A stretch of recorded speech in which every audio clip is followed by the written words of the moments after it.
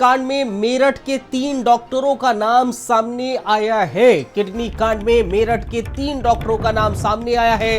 Case में नामजद alpha अस्पताल के 3 डॉक्टर्स हैं जिनका किडनी कांड में नाम आया है। डॉक्टर अमित, डॉक्टर वैभव और डॉक्टर अफजाल, ये तीनों फरार बताए जा रहे हैं। अस्पताल से जुड़े 5 से 6 नाम किडनी कांड में वांछित बताए जा रहे हैं। 2025 से अस्पताल का लाइसेंस कागजों में रद्द है, बावजूद उसके यहां पर इस तरह कार्रवाई चल रही थी।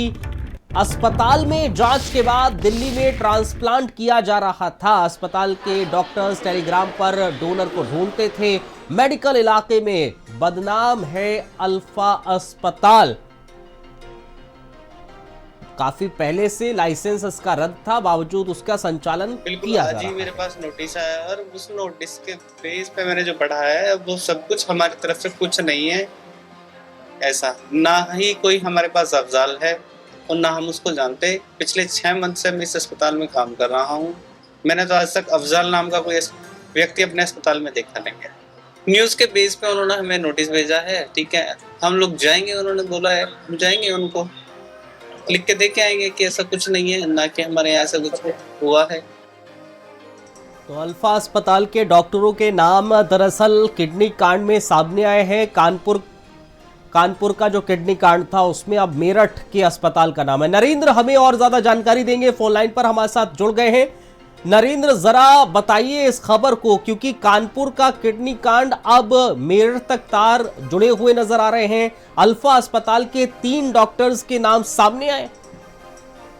देखिए, ये जो अल्फा अस्पताल है, ये अस्पताल कुछ इस तरह इसका संचालन होता है कि इसमें वो डॉक्टर जो किराए के अस्पताल लेकर चलाते हैं वो इसमें इन्वॉल्व हैं। इनमें जो डॉक्टर अमित है वो फिजियोथेरेपिस्ट है और एक जो दूसरा डॉक्टर वैभव मुदगल है वो डेंटिस्ट है और एक तीसरा भी डॉक्टर है। और ये बताया गया है कि मवाना में एक लेडी रहती है जो दिल्ली की मूल से रहने वाली हैं, उनको किडनी की आवश्यकता थी।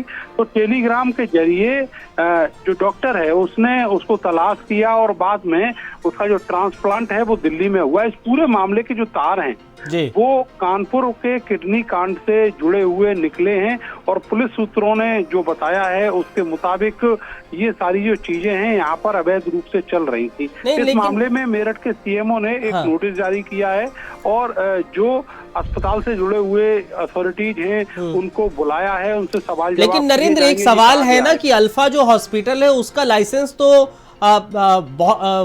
2025 में ही रद्द हो गया था और बावजूद उसके इसका संचालन हो रहा है, कैसे?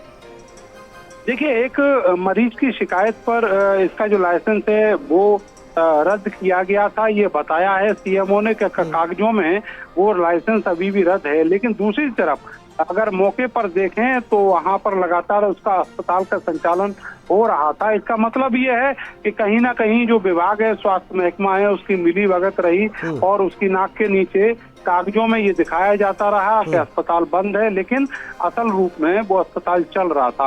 तो इस पूरे मामले का संज्ञान मेरठ की पुलिस ने भी लिया है और जो मामला मैंने बताया उस केस में 2025 में एक शिकायत भी मेरठ की पुलिस से की गई थी।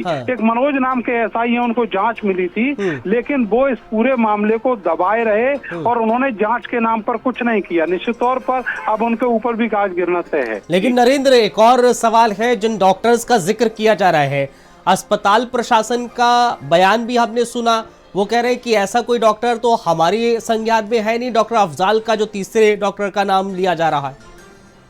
देखिए, कानपुर की पुलिस ने जो इन्वेस्टिगेशन की है उसके बाद ये सारी चीजें निकलकर सामने आई हैं और बाकायदा मेरठ पुलिस ने और मेरठ के सीएमओ ने इसका संज्ञान भी लिया है। जो व्यक्ति वहां पर खुद को मैनेजर बताकर ये बता रहा है कि 6 महीने से वो किसी को नहीं जानता, ये तथ्य भ्रामक हो सकते हैं। वो इसलिए क्योंकि जो व्यक्ति यहाँ बैठा हुआ है वो किसी सरकारी लायबिलिटी से नहीं बंधा हुआ। तो अब जो इन्वेस्टिगेशन में चीजें आई हैं वो पुख्ता कही जाएंगी और उसी के हिसाब से आगे की कार्रवाई होगी। निश्चित तौर पर इस अस्पताल के ऊपर और जो लोग सामने आए हैं उनके ऊपर कार्रवाई तय है। बहुत शुक्रिया आपका नरेंद्र, तमाम जानकारी साझा करने के लिए बहुत बहुत धन्यवाद। मेरठ से ही खबर है, 2 बाइकों की ट्रैक्टर